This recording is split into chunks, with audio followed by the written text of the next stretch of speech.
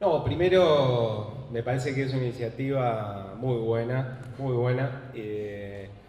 Está habiendo menos debates que en otras elecciones, esta vez, es decir, menos debates en colegios que en otras oportunidades. Nosotros, obviamente, al ser una fuerza política no tradicional, cada vez que tenemos oportunidad de debatir en una instancia abierta, en igualdad de condiciones con las otras fuerzas, aprovechamos y no faltamos nunca, vamos, nos dividimos con otros compañeros y compañeras, porque lo que nos interesa es que, bueno, se conozcan las cosas que pensamos y nuestras ideas.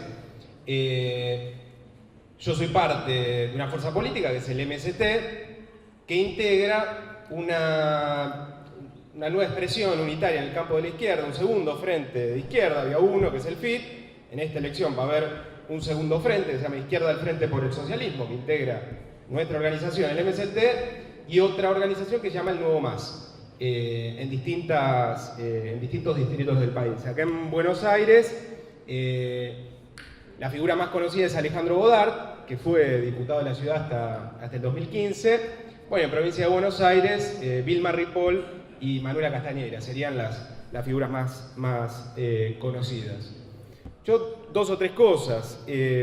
Para empezar, acá se decía, esta es una elección que no define gobierno, sino que define representantes legislativos al Congreso Nacional y a la legislatura de la ciudad, en este caso, en el caso del distrito de la ciudad. Para nosotros es muy importante porque, más allá de todo lo que se está discutiendo en los medios, la elección de medio término, el plebiscito a la gestión de Cambiemos, que bueno, va a determinar en qué condiciones puede llevar adelante o no su orientación política, el plan de ajuste, que nosotros obviamente somos profundamente críticos y lo enfrentamos en la calle y también en el terreno político institucional y también en el debate político electoral. Creemos que es muy importante tener en cuenta y valorar, y ojalá este debate sirva también para clarificar una cosa que nos parece decisiva, que es tener en cuenta la coherencia entre lo que se dice en campaña y lo que en definitiva después termina pasando adentro del recinto, porque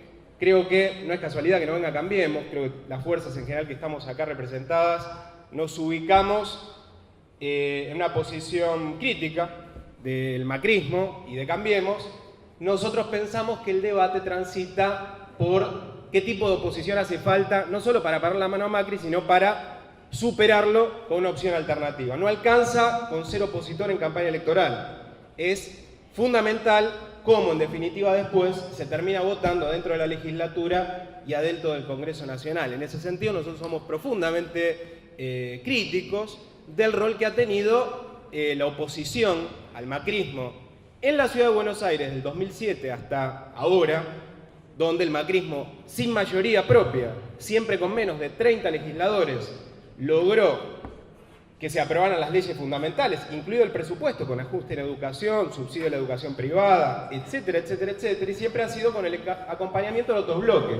Por ejemplo, el Frente para la Victoria, el Grupo de Evolución Ciudadana de ECO, la Coalición Cívica en distintos momentos, y desde que asumió en el Congreso Nacional ha ocurrido lo mismo, porque si no se explica cómo una fuerza que tiene solo 6 senadores logró la aprobación del pago de los fondos buitres, la aprobación de los pliegos para los jueces del 2x1, que después terminaron casi dejando en libertad a los genocidas, que fue impedido por una movilización extraordinaria del pueblo, y otras medidas profundamente antipopulares. Entonces, nos parece que es clave elegir, en todo caso, representantes legislativos para la Ciudad de Buenos Aires y para el Congreso Nacional que tenga una actitud consecuente de oposición al macrismo y una posición alternativa en campaña y también cuando les toca ocupar una banca y no le voten absolutamente ninguna de las leyes que el macrismo en general lleva adelante contra los intereses de la juventud, las mujeres y los trabajadores.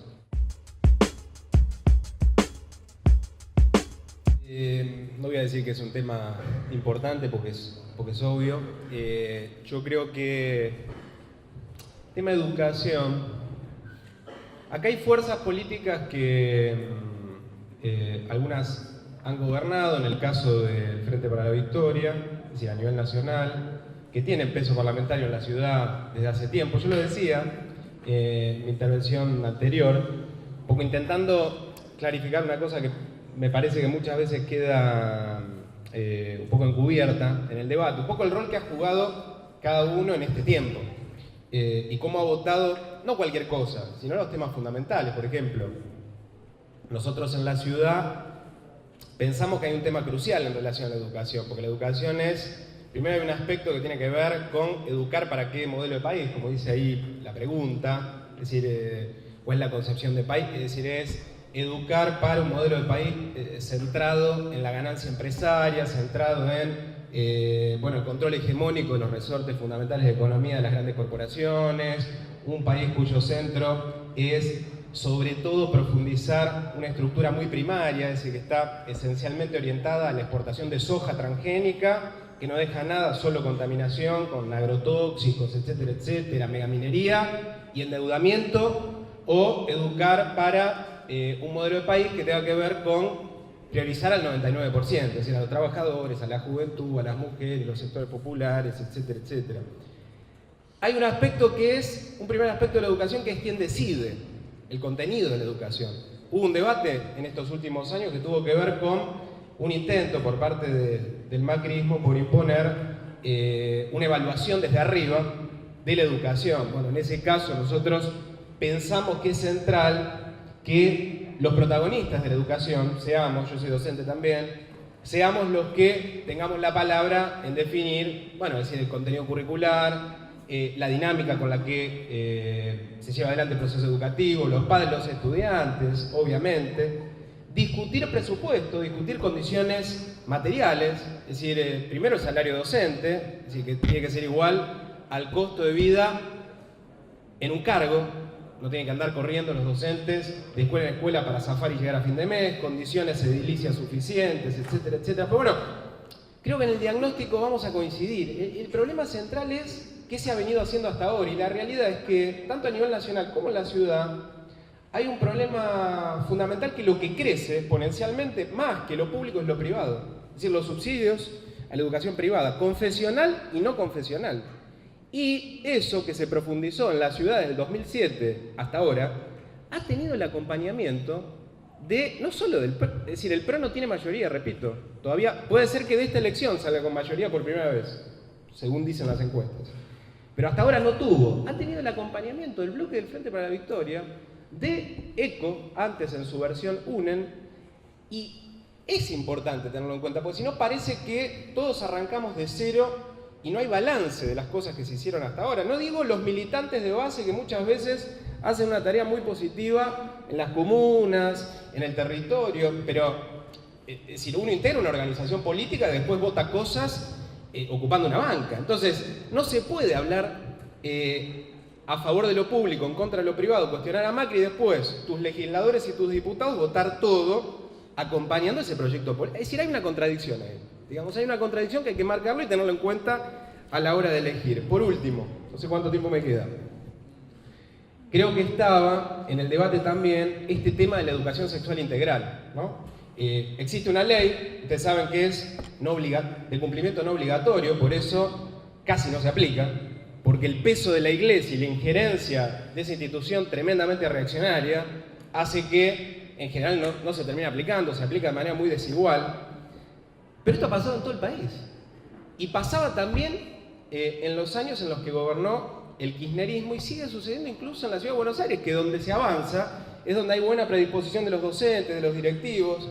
Y no es un problema cualquiera la educación sexual integral, porque tiene que ver con la concepción de preparar desde el punto de vista consciente para una sexualidad libre, responsable, consciente, que tiene que ir acompañada además de una cosa que tampoco ninguna de las fuerzas políticas tradicionales quiso avanzar, que es la legalización del aborto. 4 veces en el Congreso Nacional, 4 veces, y tuvimos una presidenta mujer, 4 veces en el Congreso Nacional perdió estado parlamentario el proyecto de la campaña por la despenalización del aborto, porque estuvo 2 años circulando por comisiones y nunca se quiso discutir. Entonces, me parece, insisto, coherencia entre lo que se dice en campaña y lo que se termina haciendo cuando se ocupa una banca.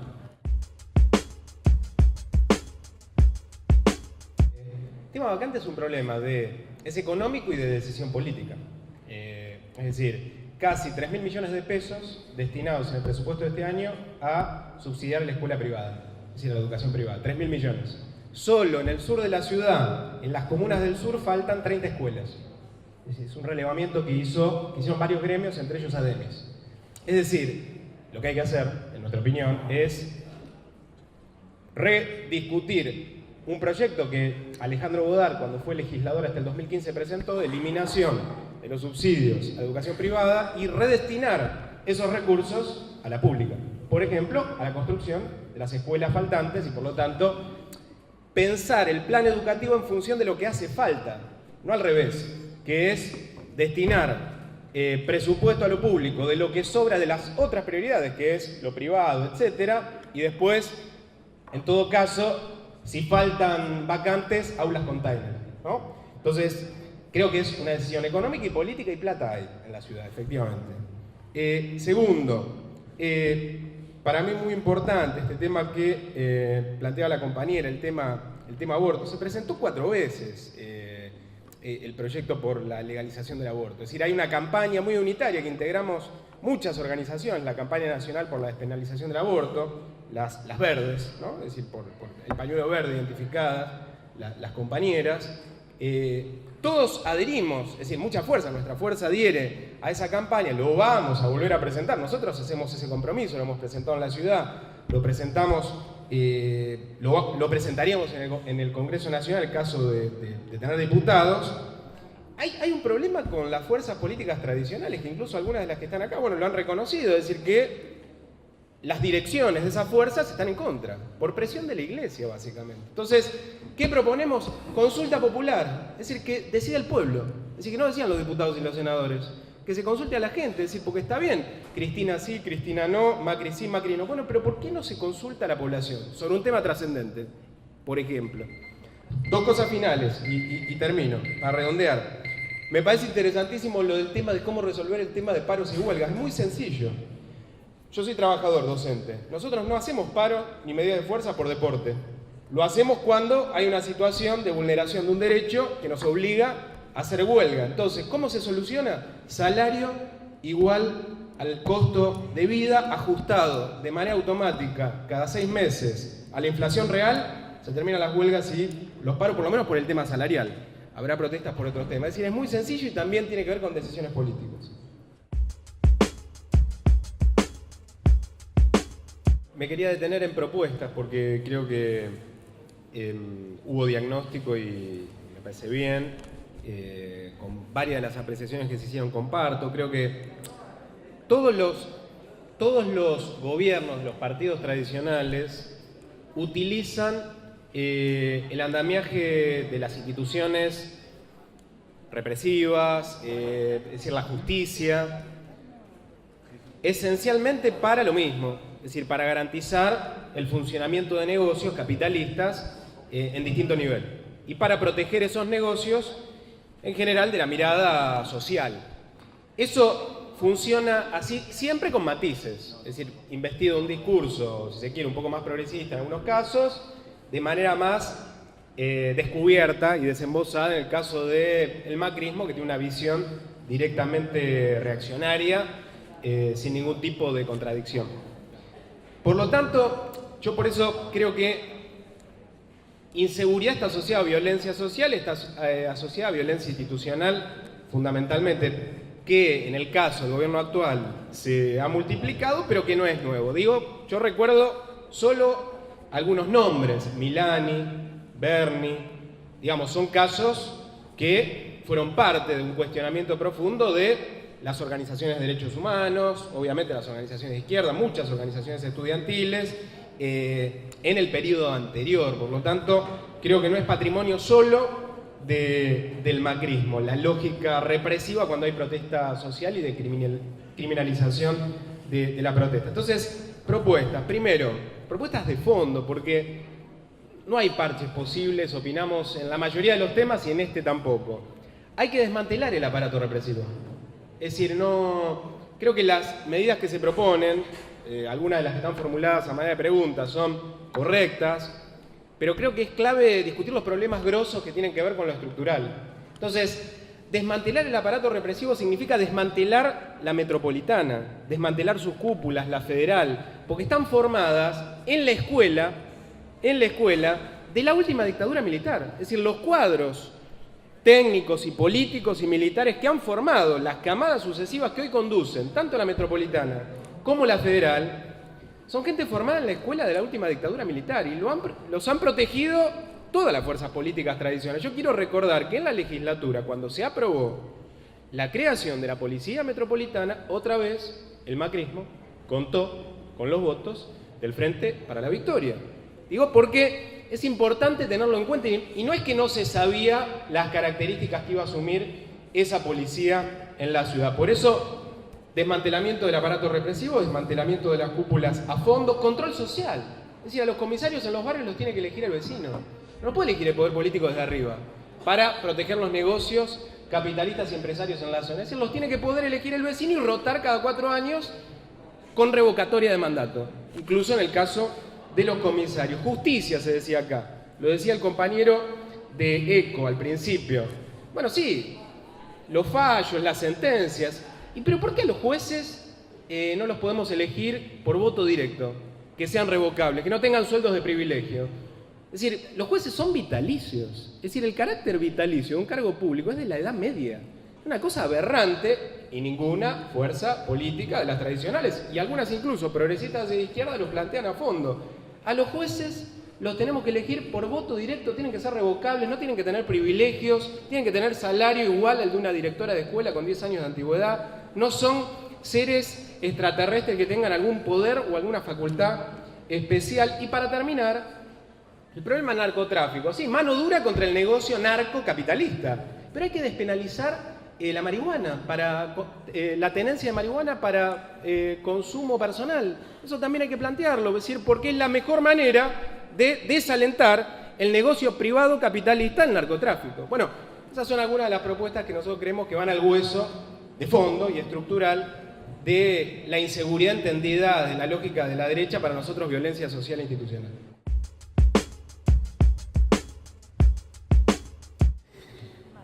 Tres temas, es decir, derechos humanos, violencia de género y condiciones económicas, que plantea un compañero bien, me parece a mí. No, derechos humanos. Todavía está pendiente la apertura de los archivos de la última dictadura militar. Nunca se abrieron. Ha sido una oportunidad gigantesca en los últimos 10 o 12 años, pero los archivos siguen sin conocerse y existen. La disolución de todo el aparato de espionaje. Es decir, porque lo que cambió fue el nombre. Es decir, se llamaba CIDE y ahora se llama AFI. Pero sigue habiendo un aparato de espionaje y el único sentido que tiene es espiar y utilizar por parte del gobierno de turno para, la disputa política coyuntural. Para nosotros eso es de una gravedad enorme. Violencia de género. Hay una ley de emergencia en violencia de género que no tiene presupuesto. Es decir, está la ley, está bárbara en los considerandos, pero nunca se le asignó presupuesto para que se puedan concretar las cosas que dicen ahí. Por ejemplo, refugios, subsidios de reinserción laboral, etcétera, etcétera. Porque la presión del movimiento de mujeres forzó a aprobar la ley, pero la maniobra es no darle presupuesto y no reglamentarla para que, en definitiva, no se termine aplicando. Por último, para mí es clave lo que decía uno de los compañeros respecto de las condiciones económicas. Para nosotros hay que aprobar una ley que prohíba los despidos, las suspensiones y que prohíba la precarización laboral en el Estado y en la actividad privada. Es decir, el pase a planta de todos los trabajadores en el Estado precarizados, herencia del gobierno anterior, multiplicados por este. En la actividad privada no puede haber contratos basura, tercerización, nada de eso, y sobra plata para hacerlo, tanto en el Estado como en la actividad privada. Por ejemplo, auditar la deuda externa y dejar de pagarla, impuesto a la renta financiera, restituirle los impuestos a las megamineras y a los pools de siembra que el macrismo eximió en el arranque de su gobierno, eliminar los 32.000 millones que recibe la Iglesia Católica todos los años. Es una cuestión de decisión política. Otra vez.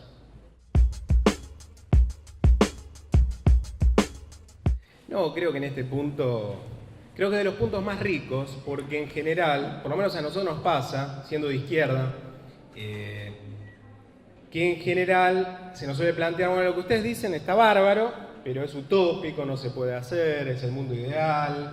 Por ejemplo, nosotros, una campaña central alrededor de la cual estamos desplegando nuestra actividad electoral es prohibir por ley despidos y precarización, 6 horas de trabajo, es decir, repartir las horas de trabajo entre toda la mano de obra disponible, como hicieron todos los países capitalistas que vivieron alguna crisis, pero sin tocar el salario, al revés, con un salario que sea equivalente al costo de vida que hoy en capital se calcula entre 25 y 28 mil pesos por mes. Y después, muchas de las prioridades que se discutieron acá, bueno, salud, educación, etcétera, etcétera. El problema es la orientación general que tiene la economía. Es decir, ¿para qué se usa la plata disponible? Yo quiero dar algunos números, pero para romper con el mito que la izquierda en general denuncia, diagnostica y no propone.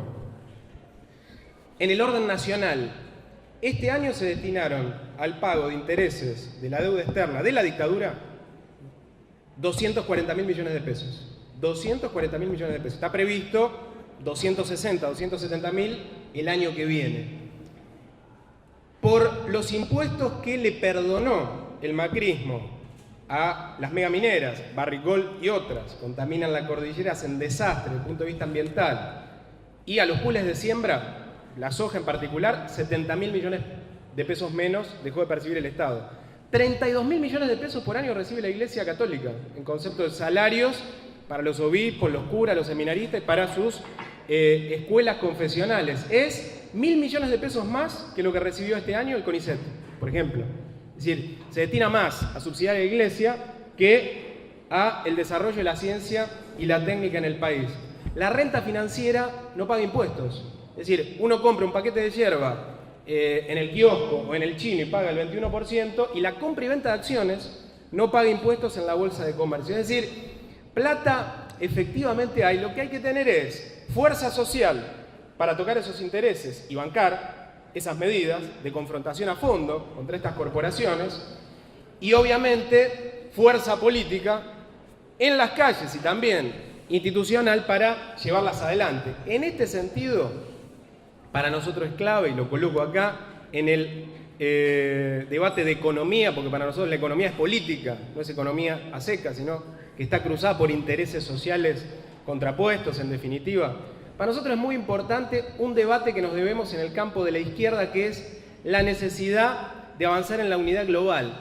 De la izquierda que plantea un programa de cuestionamiento sistémico al capitalismo, que plantea medidas de fondo, que como en nuestro caso cuestiona esta democracia completamente limitada y secuestrada por una casta de políticos tradicionales que viven en una burbuja que no tiene nada que ver con la realidad cotidiana de la mayoría de los que trabajamos, estudiamos y hacemos nuestra vida normal, siendo el 99% de la población. Por eso, parte de los desafíos que tenemos planteados, y creemos que en eso la juventud tiene que jugar un papel decisivo, es avanzar en un proceso de confluencia global de la izquierda, que sería una alternativa potentísima frente a los partidos tradicionales que, bueno, vienen año a año repitiendo frustraciones, desilusiones, y se han transformado en una cáscara vacía asistida por consultores y especialistas en marketing, pero que en general no tienen ninguna propuesta transformadora ni para la ciudad ni para el país. No, yo me quería referir especialmente al debate de la izquierda, que me parece que es trascendente, porque hay una experiencia que se ha hecho profunda con los partidos tradicionales, y creo que hay un desencanto y un vaciamiento de los partidos tradicionales. Y hay una oportunidad para la izquierda. Obviamente hay una oportunidad porque hay una búsqueda, hay una predisposición, siempre que hay crisis de lo viejo, a escuchar lo nuevo. Es en ese plano donde yo creo que es fundamental hacer un esfuerzo por priorizar las cosas que nos unen, sin desconocer hipócritamente los debates que existen. Compañero del Partido Obrero señalaba algunos en relación a decisiones políticas en otro contexto que nuestra organización tomó. Yo podría mencionar otras que objeto de, por ejemplo, el Partido Obrero. No sé, nosotros estamos por ejemplo, la eliminación de todos los fueros en el Congreso. Los compañeros no. Nunca hubiéramos votado por salvar a Debido en el Congreso, de ninguna manera. Bueno, pero para nosotros no son razones de fondo que impiden la posibilidad de un acercamiento político, porque si ustedes comparan las dos plataformas de los volantes que están circulando, van a encontrar más acuerdos que diferencias. Esa es la verdad. Nosotros pensamos que hay una actitud muchas veces de algunos sectores de la izquierda, en este caso el FIT, que lo lleva a una posición cerrada, de tener un poco de temor a una unidad plural que generaría debate, que generaría mucho entusiasmo y también que generaría la posibilidad de disputarle de igual a igual a los partidos tradicionales. Y eso te pone ante un riesgo distinto que ser una oposición testimonial, sacar algún diputado, algún concejal, que son todas conquistas positivas, pero nosotros creemos que la izquierda está para más. Creemos que la izquierda está para más. Y eso tiene que ver necesariamente con la unidad. Quiero terminar con lo siguiente. Hay un ejemplo histórico de una revolución, ¿sí?, la más importante, a nuestro modo de ver, del siglo XX, que fue la Revolución Rusa, que la dirigieron, sí, la dirigió una organización muy potente, pero tuvo dos portavoces que fueron Lenin y Trotsky. Algunos lo conocen, son referencias para algunas organizaciones, para la nuestra, creo que para el Partido Obrero también.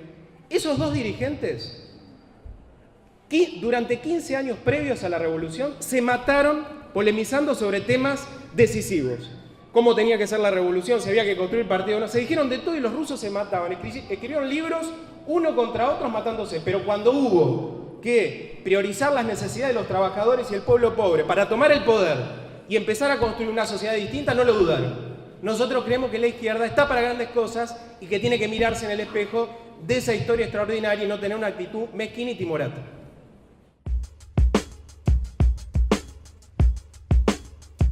Pensaba que decir que fuera un poco distinto, porque, para no ser como un spot que se repite. Yo creo que expusimos muchas ideas. Yo creo que con el voto no alcanza. Creo que ahora se va a votar. Nosotros en particular creemos que lo más democrático es de todas las opciones políticas podamos estar en octubre. Para nosotros es importante superar las PASO. Somos una nueva expresión unitaria en el campo de la izquierda. Nuestro compromiso es que cada voto y nuestro fortalecimiento va a estar orientado a la pelea por unir a toda la izquierda. Yo voy a insistir con eso. Y por último, decirles que para nosotros con el voto no se termina nada. Es decir, ¿por qué hay conflicto social antes, va a haber después? Por eso lo más importante es dar el paso y empezar a organizarse y militar.